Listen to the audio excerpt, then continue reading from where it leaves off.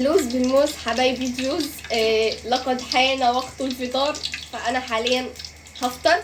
طبعا العيله كلها النهارده اجمعت ان هي تاكل سمك مشوي، وانا طبعا يعني اي فتاه، مش كلهم ما بتاكلش سمك مشوي، فانا الوحيده اللي عامل لي برجر وبطاطس. بسم الله الرحمن الرحيم. اوعى الزيت تيجي عليك، يلا اوعى.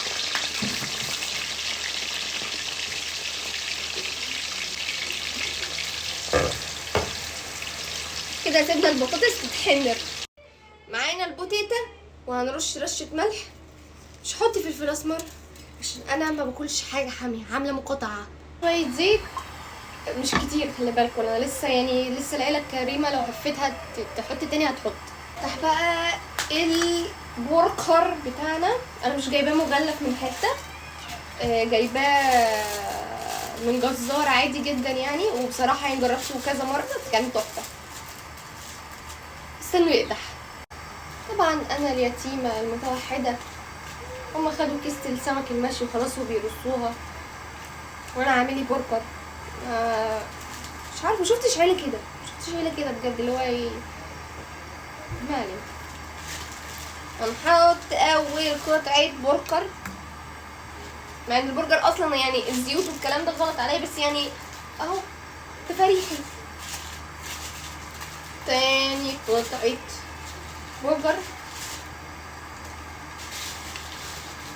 التالتة بقى ونخلص، عشان انا بجد المغرب خلاص يعتبر هيأذن. تالت قطعة برجر، هنسيبهم بقى يبقبقوا. اسعد لحظة في حياتي لما باجي اعملهم كده اهو، سامعين انتوا البقبقة؟ معرفش ايه الحكمة، بس بنبسط. الوهن الذكر هيتحرق بجد، ف للوقاية نقلبه مع الوش التاني.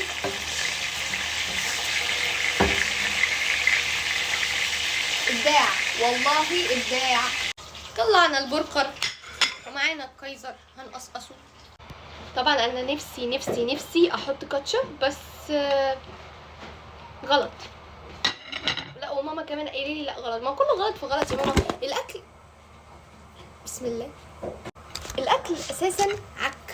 البرجر غلط، الفلفل غلط، كاتشب غلط، فلو هنعمل كومبو غلط مش هيبقى غلط يعني، فاهمين؟ محدش فاهمني صح؟ قول لي اعملها في الاير فراير. اولا احنا ما عندناش اير فراير، ثانيا لو جبنا اير فراير ما بيخليش طعم الاكل زي ما انا عايزه.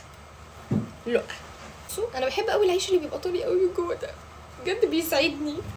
البرجر طبعا ماليش نفس احطه بخيار او بطماطم او بصل، هو ساده كده احلى. هذا هو طبقنا لليوم، ما شاء الله ما شاء الله. هنروح بقى نشق رقنا وناكل.